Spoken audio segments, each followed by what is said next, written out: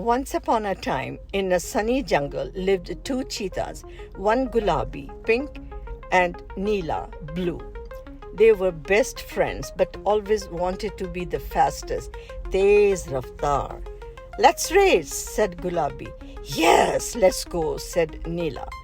Whoosh! They ran so fast that the trees shook. Drakht hil gaye, the birds flew, parinde ud gaye, and the hawa wind giggles. Ha ha ha ha ha! Suddenly, slip!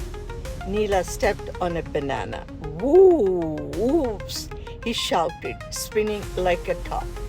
Gulabi laughed, but then splash! He ran into a muddy pond. You mud! Mitti! Mud! Mitti! He shouted, sliding all over.